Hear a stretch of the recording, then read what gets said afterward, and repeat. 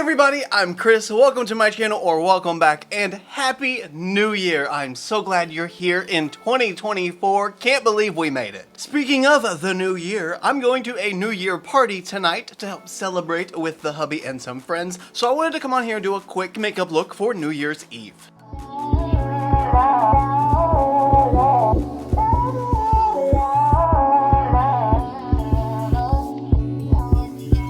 At this point, I've got about 54 minutes before we need to leave, so let's begin. And you already know we gotta start with a good eyeshadow base. Today's is the Gerard Cosmetics Clean Canvas Eyeshadow Base in the shade Medium. And a lot of people really like to use concealer for this step. I personally don't feel like concealer really works for me. Having hooded lids is typically just too thick, and it doesn't really stop the eyeshadow from transferring from the bottom lid to the top lid. Eyeshadow base usually does. I do intend on keeping today's eyeshadow pretty neutral, pretty minimal, because I want a graphic liner to be the star of the show. But you know, I feel like every time I say I'm going to do something minimal, I end up with some giant bold wing all the way out to my ear, and I'm stuck with it. So, you know, we'll see. We'll see where we end up. While we're filling in this eyeshadow base, how was your Christmas?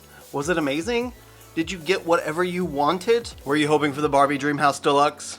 Me too. I didn't get it this year, maybe next year. Okay, got my primer down. Now I'm gonna take a smaller sponge and just start patting that out. Make sure it's all blended in, really soft looking, and the edges aren't quite so abrupt. Perfection. And you know, if I was going to work, this would be perfect to stop at. Just set it with some powder, finish my face makeup, and start my day. But I need more than that today. At least a wash of color throughout the crease. Now for eyeshadow, a few people were kind of miffed the last time I did a hooded lid tutorial because I didn't use an eyeshadow palette that they wanted me to use. So by God, this time we're using the Urban Decay Naked Reloaded palette. Now for your basic 1, 2, 3 super easy out the door hooded lid friendly eyeshadow look, that's a mouthful, you're gonna need 3 shades. A shade that you're gonna use as your transition shade, which is typically closest to your skin tone, a shade that's 2 to 3 shades darker than your skin tone, and a shade that's 2 to 3 shades lighter than your skin tone to highlight with. So we have our transition, our depth, and our highlight. For my transition, I'm using the shade Bugged. Now looking forward, with my forehead relaxed, using a flat brush, I'm going in and marking the edge where my crease touches my lid. And just like that, my new crease has been defined with the transition shade. Now this is where you can choose to leave this outer edge rounded and don't touch it anymore, or you can continue with the flat brush and pull it out and make a wing shape with it instead. For today's look, since I'm keeping all of the eyeshadow as minimal as possible, I'm just gonna leave it rounded. Now we're gonna switch to a small fluffy blending brush and just start blending in windshield wiper motions back and forth.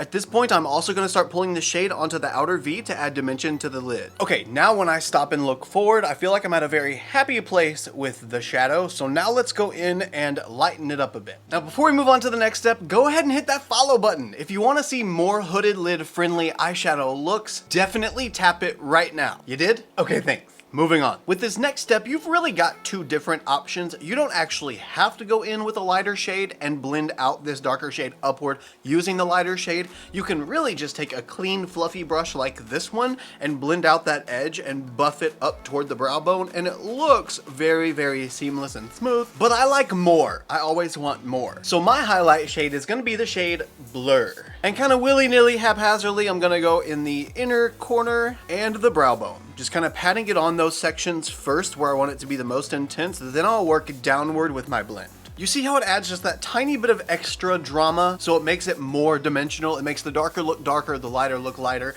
That's why I like using the lighter shades, but again, it's completely preference. And with it applied, blending in circular motions, really, really tiny circular motions, right up against the edge of that darker shade. And as you blend, you should start to see that edge soften more and more, because the more you blend, the softer it becomes. And there you have it. With the highlighted shade applied, you can now start to go in with the same shade that we were using previously, and just start finessing the blend between those 2 shades. You can go in with the first brush we used, re-emphasize that darker shade, then go back in with the big fluffy brush and blend that out, and you can just keep going back and forth until you achieve the desired blend that you like. I would say at this point, if you're getting ready for work in the morning and you're about to go into a daytime job and it's very corporate-y, this is where you could stop. You could just clean up the edges, put on your concealer, your foundation, etc., etc., put on your eyeshadow on your lower lash line and call it a day. I'm gonna go more dramatic and darker than that because I'm getting ready for a party. It's not daytime work. So to deepen everything, I'm gonna use the shade In the Game, not the shimmer, this one right here. I'm going to attempt to be super minimal with this shade because it is really dark. So starting out just on the outer V and on the outer crease, I'm just gonna start filling those areas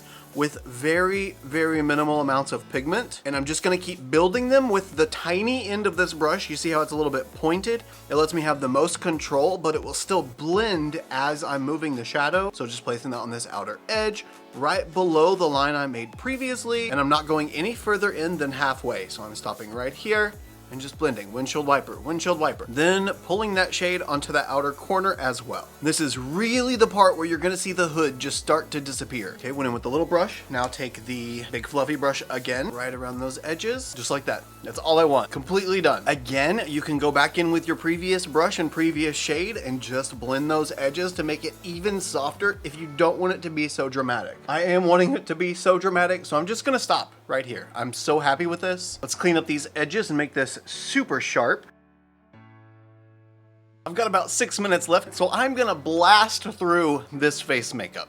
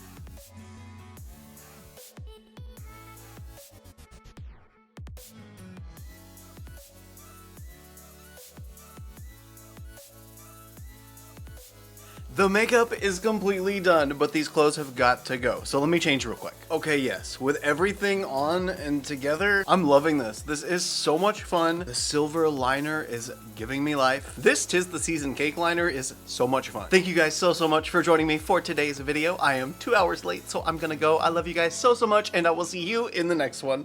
Bye.